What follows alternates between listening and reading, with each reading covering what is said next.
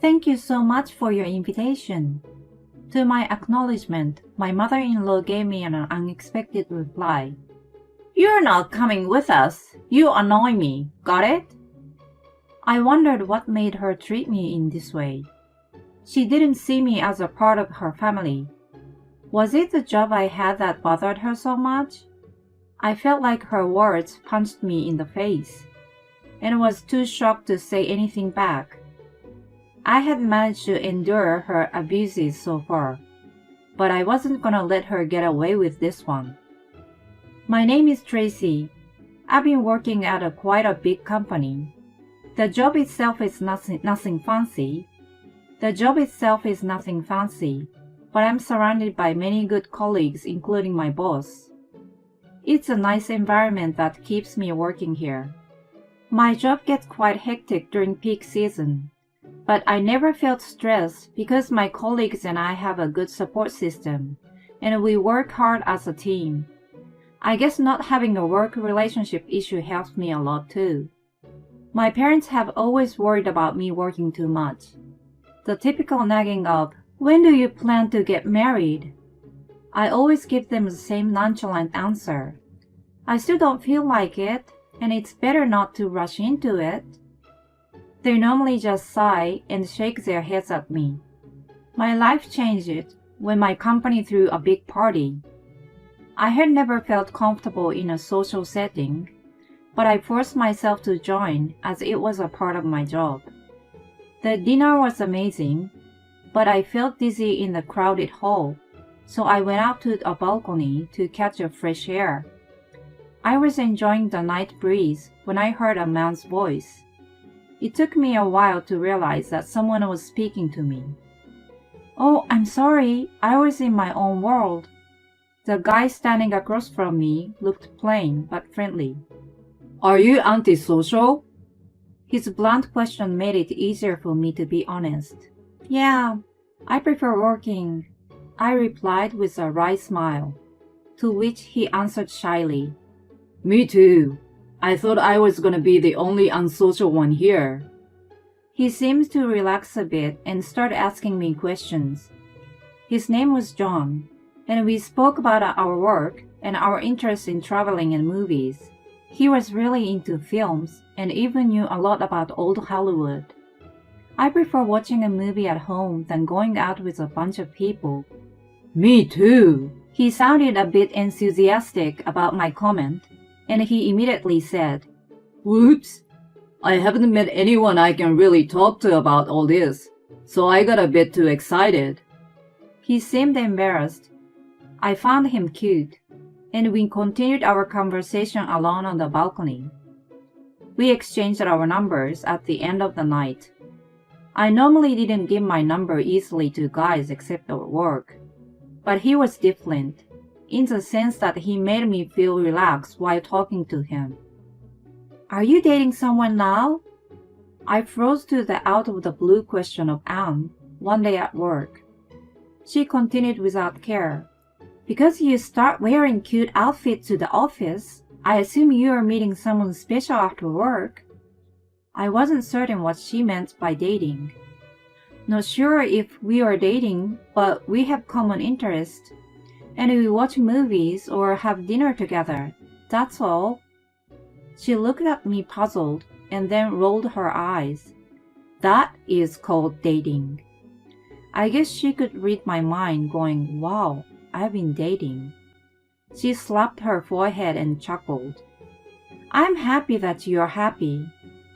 I had been focusing on my job so much for a long time that my dating monitor must have shut down. Also, it just felt so natural to be with him, so I didn't even think about our status. John and I had smooth sailing. It wasn't a passionate romance like in Hollywood movies, but more laid back, and we had a peaceful time together. Eventually, we got engaged. Although my work required a lot of me at times, he never complained about it. My colleagues were happy for me, and glad to hear that I would be working as usual after my marriage.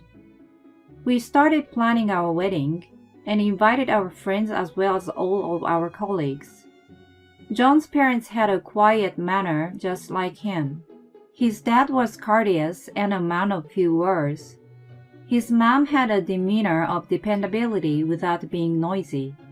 When we had dinner to introduce each other's family, it wasn't like our parents hit it up, but it was more like a friendly gathering. However, my mom had a look of worry later that night.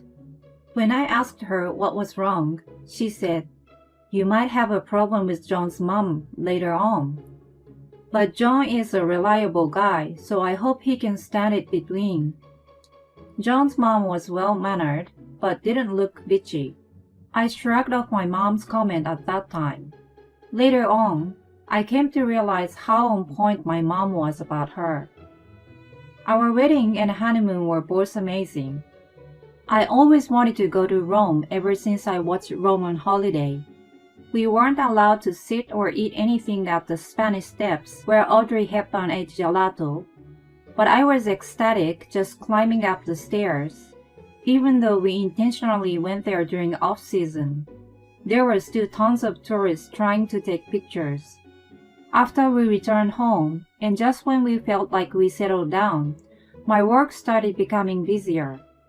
I had already told John's parents that it normally got overloaded with work before and during long holidays, but it was particularly busy that Christmas season, and I didn't think I could take any days off. John and I went to visit his parents, and I informed them that I would miss the first Christmas with them. John's dad said, "We don't really have a big celebration anyway, so don't worry about it. Just come and see us when things settle down." John's mom too. I agree with him, but she looked like she had more to say. When I was helping her in the kitchen, my instinct came true. She still had a backward idea and thought women should stay at home and take care of the housework. When John came into the kitchen to help, "Cooking is a woman's work. Go relax in the living room," she shooshed him away. Of course, I wasn't allowed to relax. I told myself it was still better than getting all the responsibility dumped on my shoulders. I never imagined the future where I got bullied by my mother-in-law. She sighed deliberately while cutting carrots. I was obliged to ask, "What's wrong?" She made a low voice, not to let John and his dad hear her. "You can't take Christmas off, can't you? It's disappointing and quite rude. I'm sure my husband is actually upset," she mumbled. I was astounded seeing her like that for the first time. It was totally unexpected for me. As she kept chopping carrots, she continued with her lecture. "Why didn't you quit such a job when you got married? I hope you're not planning to work for long." I was fidgety and said, I haven't decided yet. John and I discussed and both of us planned to work for a while." I stumbled. She stared at me displeasingly. "You don't look like a successful career woman. Isn't it rather a good riddance for your company if you quit?" What did she know about me? When my anger started boiling, she was already setting up a table for dinner. Her behavior was back to normal in front of the others. I was remembering the comment by my mom when she first met John's mom. "What's the matter, honey?" I was brought back to myself and started taking food to the dining room. My mother-in-law pretended to know nothing and said, "Are you tired from unfamiliar cooking? I suppose you are too busy with work to cook at home." "Mom, even though she is busy, she cares about the well-being and usually cooks balanced meal. Don't tell me you're bullying her." "Of course not. I'm just concerned about her." I was amazed by her quick change of her behavior. My father-in-law prompted, "Let's eat." And we started dinner. John and I left the next morning. I probably had a gloomy face, so John asked me, "Are you okay?" I quickly thought it was better not to mention anything. That may cause an issue with your good relationship. It's nothing. I guess I'm a bit tired from work. I covered it up. Sorry. You didn't get to relax much with my parents around on your days off. I felt even worse to say anything when I saw his concerned face. I didn't want to drag him, a kind-hearted husband, into this. My in-laws and I were never living together nor close to each other, so I only had to deal with her once in a while. It was my wishful thinking. After the last visit, she started calling me once a week. She asked me about John or checked to see if I was slacking on housework. I tried to put not much meaning into her calls, but they eventually started to stress me out. I still wasn't able to say anything to John either.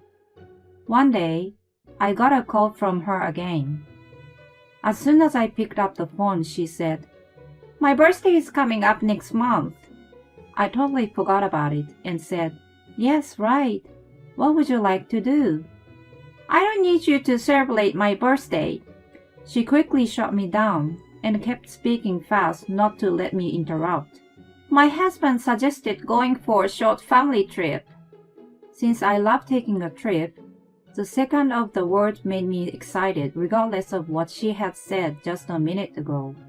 But my little excitement was short-lived and easily taken away by her.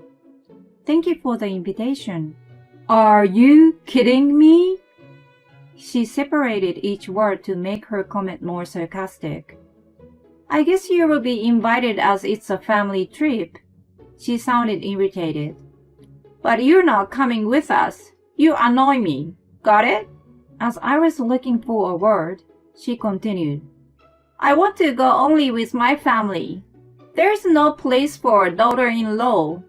Make up an excuse, blame it on your work, and just don't join us. I will let you organize a trip though."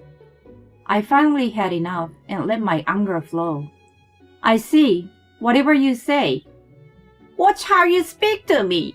It sounded like she was screaming, but I hung up on her. As instructed by her email, I booked flights and a nice hotel for their trip. Of course, excluding me. On the early morning of the trip, I told John that I had to take care of an important thing at work and cancel my flight. He was very disappointed, but, "Well, what can you do if it's work? I will miss you. Let me know if there is anything." He was still sweet. I felt a little bad about this trip, which was to be my retaliation against my mother-in-law. Of course, I felt bad only for John. I did go to work as I said. I thought about going somewhere alone, but I figured that I would start thinking negatively the moment I had free time. It was actually better to keep myself busy at work. I had no time to wonder what John was doing. Besides, my assistant made a huge mistake on this day. Everyone, including me, was running around to fix the problem, and I didn't even have time to send a text to John. When we finally finished working, it was dusk outside. "Phew! Well done, Tracy. It's so late. Is your husband okay?" "Yeah, I already told him I might be quite busy today." I was so relieved to finish that I was smiling broadly. Then I remembered to check my phone to see if there was any messages from John. There were several missed calls and texts on my screen. They were supposed to come back the day after tomorrow.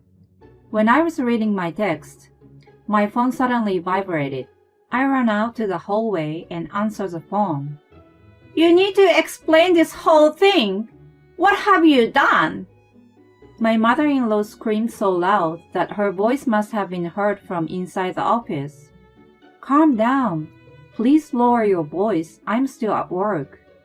She didn't care and kept screaming hysterically. Anne poked her head out of the door, but as soon as she saw me, she sensed something and closed the door. "How the hell do you know the GM of this hotel?" my mother-in-law shouted. She explained frantically that when John told the front desk the number of guests was changed to 3 upon check-in, the staff told him it was originally booked for the 3.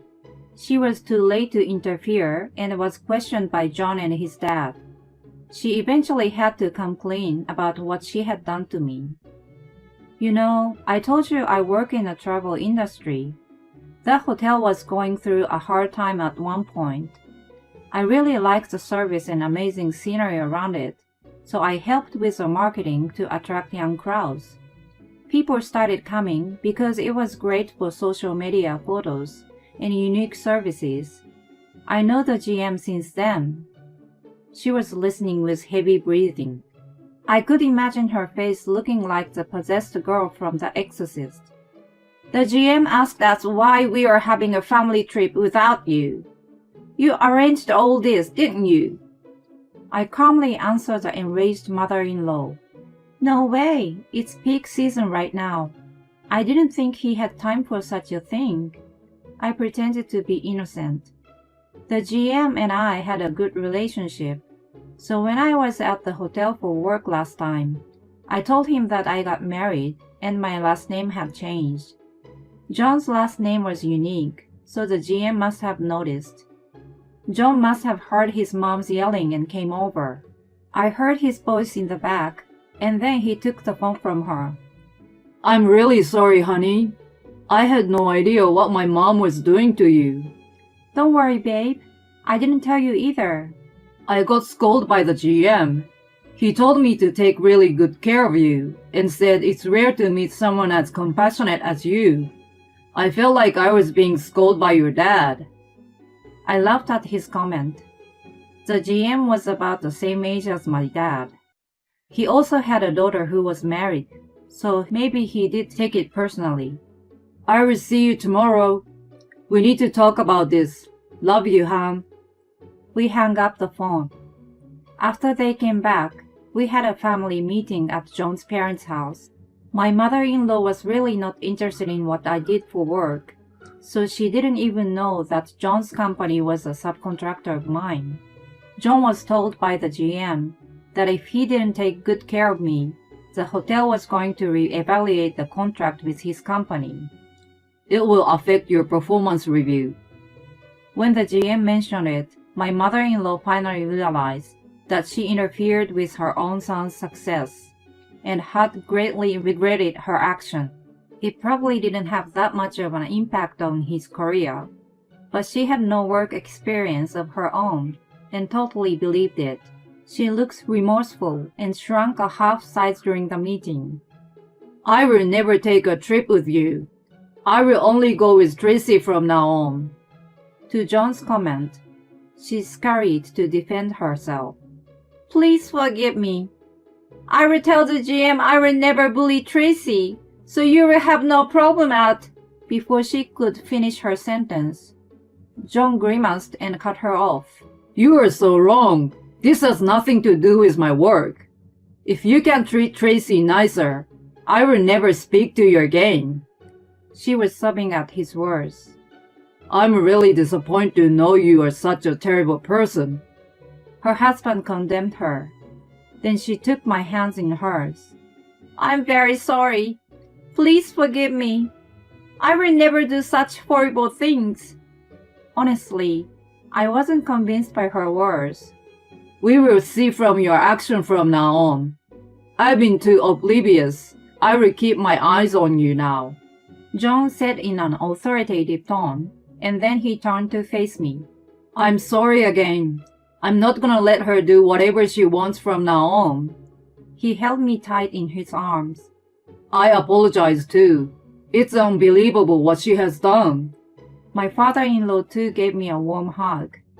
I was overwhelmed with a feeling of relief. Since then, my mother-in-law stopped criticizing my work and making a call just to tell me some sarcasm. All contact had to go through John, and no more complaints about when I could and couldn't visit. I even thought she started to respect my work. My father-in-law had never done chores at home, and he was told by John, You need to start helping mom with housework. He was struggling with cooking, but he helped with cleaning and started to show more appreciation toward his wife. The atmosphere of the house became a little more joyful since then. Did you worry that I was gonna take my mom's side?